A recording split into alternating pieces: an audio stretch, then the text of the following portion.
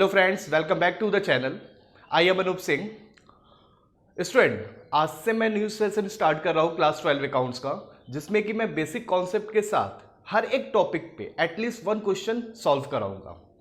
और आप लोगों को पहले से पता है कि जो आपका 12th स्टैंडर्ड का अकाउंट्स है वो 3 पार्ट्स में डिवाइड है। First part is a partnership, second one is a company and the third one is a financial statement. तो आज से मैं स्टार्ट करूंगा फर्स्ट पार्ट, पार्टनरशिप। तो now without wasting of time let start.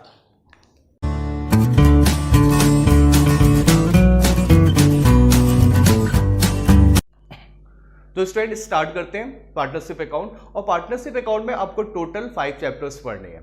तो जो फर्स्ट चैप्टर है हमारा फंडामेंटल ऑफ पार्टनरशिप फर्म।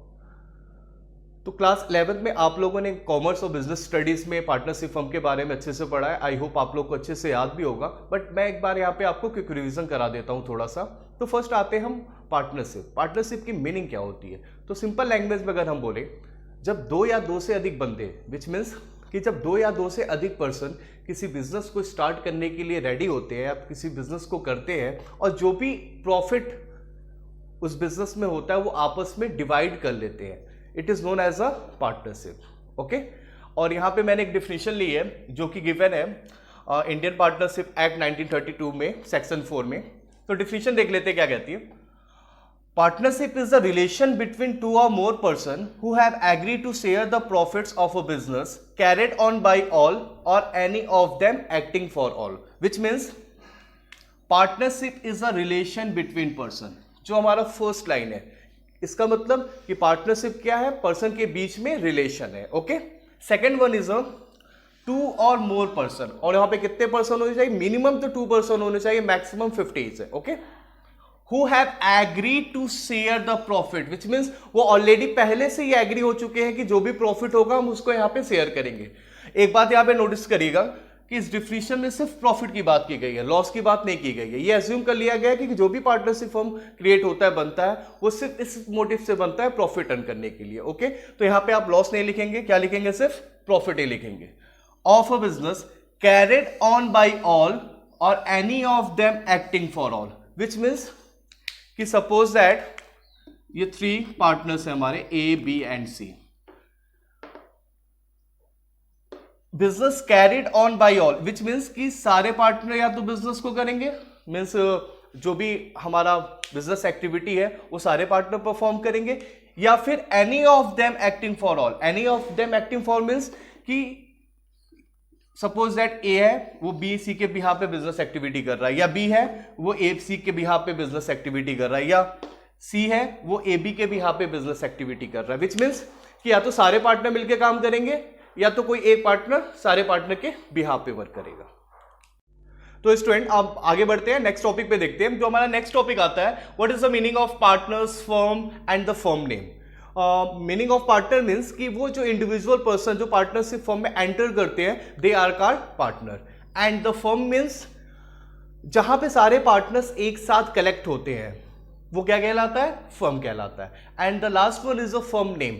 जिस नेम के अंडर, ओके, जिस नेम के अंडर पार्टनर्स अपने बिजनेस को स्टार्ट करते हैं वो क्या कहलाता है? Firm name. Okay, clear? Means जो एक भी इंडिविजुअल पर्सन पार्टनरशिप फर्म में एंटर करते हैं वो क्या कहलाते हैं? पार्टनर। और जहां पे एक साथ वो इकट्ठा होते हैं एक साथ, वो क्या कहलाता है? फर्म कहलाता है। और जिस नेम के अंडर वो वर्क करते हैं वो क्या कहलाता है? फर्म नेम होता है। Okay, now the next one is a features or characteristic of a partnership. Okay, और ये एग्जामिनेशन में 2 मार्क्स या 1 मार्क्स में क्वेश्चन आता है कि write any 2 features, write any 1 features of a partnership. तो the first one is a 2 or more person। All of you know that the partnership firm business को स्टार्ट करने के लिए मिनिमम कितने पर्सन की जरूरत पड़ती है? 2। मिनिमम कितने पर्सन होने चाहिए? 2। And the maximum 50, which is not given in the Partnership Act 1932। ये जो मैक्सिमम नंबर ऑफ पार्टनर की बात है वो पार्टनरशिप एक्ट 1932 में गिवन नहीं है, बट ये कहां पे गिवन है? कंपनीज एक्ट 2013 में ये इंफॉर्मेशन गिवन है कि मैक्सिमम नंबर ऑफ पार्टनर कितने होने चाहिए? 50। Okay, next one is agreement. Agreement means कि पार्टनरशिप बिजनेस जो है हमारा कैसे स्टार्ट होता है? जब पर्सन के बीच में एग्रीमेंट होता है, वहीं से पार्टनरशिप स्टार्ट हो जाता है। ओके, और ये एग्रीमेंट ओरल फॉर्म में भी हो सकता है और रिटन फॉर्म में भी हो सकता है। ये कोई कंपल्सरी रूल नहीं है यहाँ पे कि ये जो एग्रीमेंट है वो रिटन फॉर्म में भी होगा। It may be in the form of oral or in the form of written. अगर रिटन फॉर्म में होता है तो उसे हम क्या बोलते हैं, पार्टनरशिप डीड। ओके, अगर ये जो पार्टनर्स के बीच में एग्रीमेंट है, अगर वो एग्रीमेंट रिटन फॉर्म में होता है तो उसे हम बोलते हैं पार्टनरशिप डीड। और यहां पे एक बार फिर से मैं बता दूं, यहां पे ये कोई कंपल्सरी रूल ऐसा नहीं है कि जो भी पार्टनर्स के बीच में रिलेशन है वो क्या होगा, रिटन फॉर्म में होगा। वो ओरल फॉर्म में भी हो सकता है और रिटन फॉर्म में भी हो सकता है। Okay, next one is a lawful business. Lawful business means कि जो नेचर ऑफ बिजनेस होगा पार्टनरशिप फर्म का वो क्या होना चाहिए, लॉफुल बिजनेस होना चाहिए। लॉफुल बिजनेस मतलब कि इलीगल बिजनेस नहीं होना चाहिए। ओके, जैसे कि ड्रग्स, ये सारी चीजें नहीं होनी चाहिए। यहाँ पे जो भी पार्टनरशिप फर्म का बिजनेस होगा या नेचर ऑफ जो बिजनेस होगा वो क्या होना चाहिए, लॉफुल बिजनेस होना चाहिए। Next one is a sharing of profit. जो पार्टनर्स के बीच में एग्रीमेंट होता है उसका जो मेन एम होता है, या कह लो कि जो मेन मोटिव होता है, वो क्या होता है, प्रॉफिट को शेयर करना। ओके, तो पार्टनरशिप फर्म बिजनेस स्टार्ट होता है जहां पे दो या दो से अधिक पर्सन मिलकर बिजनेस को स्टार्ट करते हैं और उनके बीच में एग्रीमेंट होता है कि जो भी प्रॉफिट होगा वो आपस में शेयर करेंगे। बट यहाँ पे शेयरिंग ऑफ प्रॉफिट का मीन्स ये नहीं है कि सिर्फ प्रॉफिट को शेयर करना, ये तो पॉसिबल नहीं है ना। ये तो सारे पर्सन, सारे पार्टनर्स तो ये सोच के बिजनेस स्टार्ट करते हैं कि हाँ उनके फर्म में प्रॉफिट ही होगा। बट बाई चांस अगर कभी लॉस हो जाता है तो लॉस को भी शेयर करेंगे जिस रेशियो में प्रॉफिट को शेयर करेंगे। Okay, next one is a business carried on by all or any of them acting for all. जैसे कि मैंने अभी स्टार्टिंग में बताया था कि जो भी पार्टनरशिप फर्म का बिजनेस होगा वो या तो सारे पार्टनर्स बिजनेस को एक्टिविटीज को परफॉर्म करेंगे, सारे पार्टनर मिलकर काम करेंगे, या उन पार्टनर में से कोई एक सारे पार्टनर्स के बिहाफ पे वर्क करेगा। ओके, तो now these are the features of a partnership firm. तो student, all of you know that the partnership is result of agreement. ये तो आपको पता चल गया कि पार्टनरशिप फर्म क्या होता है। जैसे एग्रीमेंट होता है पार्टनर्स के बीच में, वही पार्टनरशिप फर्म स्टार्ट हो जाता है, फॉर्म हो जाता है। और अभी मैंने फीचर्स में बताया कि ये जो एग्रीमेंट होता है ये in the form of oral or in the form of written, किसी भी फॉर्म में हो सकता है। कोई इसके लिए कंपल्सरी रूल नहीं है कि ओरल ही होना चाहिए, रिटन ही होना चाहिए। But when the agreement in the form of written, it is known as a partnership deed. जब पार्टनर्स के बीच में जो एग्रीमेंट है वो अगर रिटन फॉर्म में होता है तो उसे हम क्या बोलते हैं, पार्टनरशिप डीड। तो आइए देखते हैं पार्टनरशिप डीड की मीनिंग क्या होती है। Partnership deed is a document prepare with the mutual consent of all partners containing all the detail, terms and condition of the partnership agreement. तो फर्स्ट ऑफ ऑल देखो, ये पार्टनरशिप जो deed होता है ना वो कुछ नहीं है, एक डॉक्यूमेंट है, कागज के टुकड़े की तरह है, डॉक्यूमेंट है। उसमें क्या होता है, वो कैसे प्रिपेयर होता है, सारे पार्टनर्स के कंसर्न से प्रिपेयर किया जाता है। और उसमें क्या क्या चीजें होती हैं, detail, terms and condition of a partnership agreement. जो भी एग्रीमेंट है पार्टनर्स के बीच में, हाँ भाई क्या प्रॉफिट शेयरिंग रेशियो है, कौन कितना कैपिटल लगाएगा, ठीक है, इंटरेस्ट ऑन कैपिटल क्या होगा, इंटरेस्ट ऑन ड्रॉइंग क्या होगा, ये सारी चीजें एक पेपर पे राइट डाउन कर दिया जाता है और उसी को हम क्या बोलते हैं, पार्टनरशिप डीड कहते हैं। ओके, और पार्टनरशिप डीड में बहुत सारे पार्टनरशिप डीड में बहुत सारे कंटेन होते हैं, जैसे कि फर्म का नेम क्या होगा, पार्टनर का नेम क्या होगा, फर्म का एड्रेस क्या होगा, पार्टनर का एड्रेस क्या होगा, इंटरेस्ट ऑन कैपिटल कितना होगा, इंटरेस्ट ऑन ड्राइंग कितना होगा, पार्टनर्स को रेम्यूनरेशन, सैलरी, कमीशन कितनी दी जाएगी, इंटरेस्ट ऑन लोन कितना होगा, गुडविल का ट्रीटमेंट कैसे करेंगे, जब कोई पार्टनर एडमिशन लेगा तब उसका ट्रीटमेंट कैसे करेंगे, ये सब कुछ उस एक डॉक्यूमेंट पे लिखा हुआ होता है और उसी को हम क्या कहते हैं, पार्टनरशिप डीड कहते हैं। Okay, clear. और ये तो सबको पता ही चल गया होगा कि ये जो पार्टनरशिप डीड है ये कंपलसरी नहीं है पार्टनरशिप फर्म के लिए। अगर पार्टनर चाहे तो इसे प्रिपेयर कर सकते हैं या तो फिर ओरल एग्रीमेंट कर सकते हैं।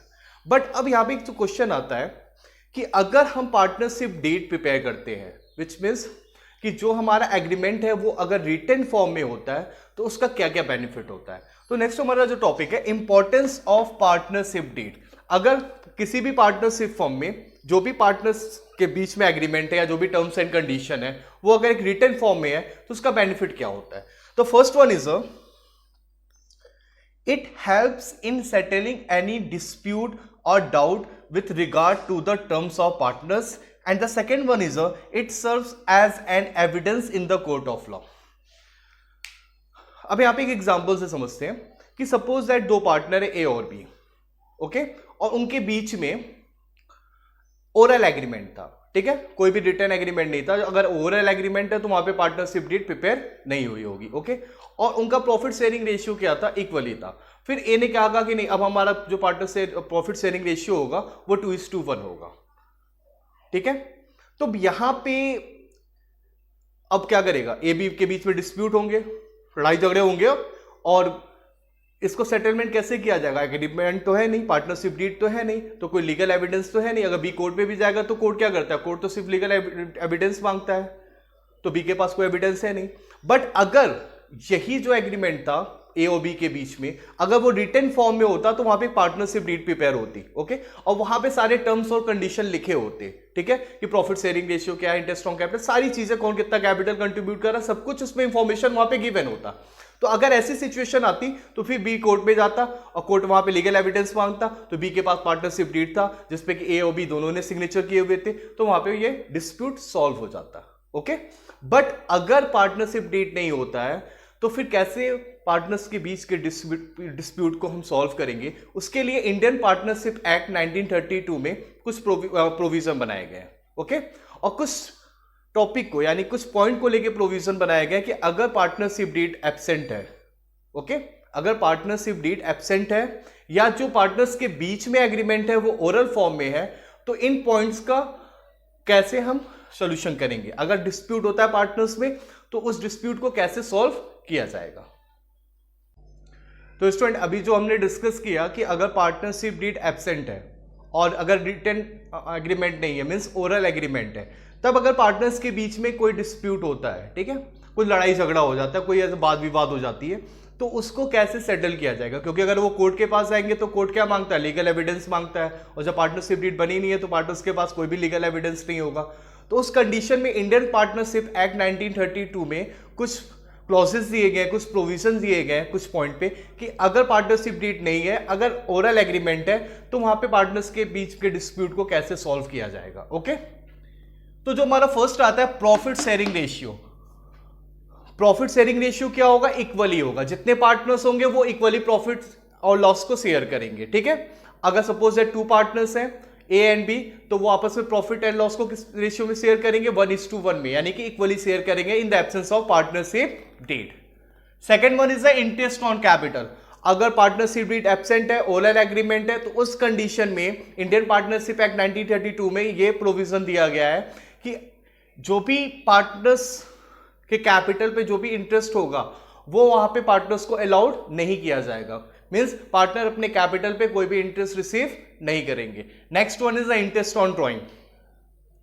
इंटरेस्ट ऑन ड्रॉइंग मींस कि अगर पार्टनर कुछ भी विड्रॉ करता है फर्म से पर्सनल यूज के लिए, तो उसके अगेंस्ट पार्टनर को कोई भी इंटरेस्ट पे नहीं करना पड़ेगा, विच मींस फर्म पार्टनर से इंटरेस्ट चार्ज नहीं करेगा in the absence of partnership deed. Next one is the salary or commission means remuneration allowed to the partner. अगर पार्टनरशिप डीड एब्सेंस है तो किसी भी पार्टनर को कोई भी रेम्युनरेशन नहीं मिलेगा in the form of salary or in the form of commission, यानी सैलरी कमीशन कुछ भी अलाउड नहीं किया जाएगा, चाहे पार्टनर कितना भी चिल्लाते रह जाए कि हाँ हमने स्पेशल काम किया है, हमने एक्स्ट्रा टाइम दिया है फर्म को तो हमें कम सैलरी मिलनी चाहिए, हमने ये स्पेशल का वर्क फर्म का किया तो हमें कमीशन मिलना चाहिए। अगर पार्टनरशिप डीड अगर पार्टनरशिप डीड एब्सेंट है, ओरल एग्रीमेंट है, उस कंडीशन में कोई भी रेम्युनरेशन पार्टनर्स को अलाउ नहीं किया जाएगा। Next one is the interest on partner loan. Sometime क्या होता है ना कि पार्टनर्स फर्म को एडवांस देते हैं, एडवांस मतलब इन the form of loan, firm को पैसे की जरूरत है तो पार्टनर ने फर्म को लोन दे दिया, तो उस कंडीशन में अगर पार्टनरशिप डीड बनी हुई है तो वहां पे मेंशन होगा कि कितना % रेट ऑफ इंटरेस्ट पार्टनर को अलाउड किया जाएगा। But in the absence of partnership deed और इन द ओरल एग्रीमेंट, वहां पे जो भी पार्टनर्स का एडवांस है या पार्टनर्स ने जो भी फर्म को लोन दिया है, वहां पे उस पार्टनर को particular at the rate 6% per annum, 6% per annum interest allowed किया जाएगा पार्टनर को, ओके। तो these are the some clauses of provision which are applicable in the absence of partnership deed और ओरल एग्रीमेंट। तो यहां पे देखो बहुत सिंपल है, बस तुम्हें लर्न क्या करना है कि प्रॉफिट शेयरिंग रेशियो जो है वो इक्वली होगा, और इंटरेस्ट ऑन पार्टनर लोन वो 6% पर एनम पार्टनर को दिया जाएगा। बाकी interest on capital, interest on drawing or remuneration to a partner mean salary or commission, ये कुछ भी अलाउड नहीं किया जाएगा पार्टनर को, वो नो ही होगा। Okay student, that's all for today. I hope आज का वीडियो आपके लिए बहुत हेल्पफुल रहा होगा। कल मिलते हैं न्यू सेशन में, जहां पे हम डिस्कस करेंगे इंटरेस्ट ऑन कैपिटल से रिलेटेड बेसिक कॉन्सेप्ट और कुछ न्यूमेरिकल प्रॉब्लम। अगर आप मेरे चैनल पे न्यू है तो प्लीज मेरे चैनल को सब्सक्राइब जरूर करें। अगर आपको मेरा वीडियो अच्छा लगता है तो लाइक करना बिल्कुल ना भूलें। Okay, bye bye.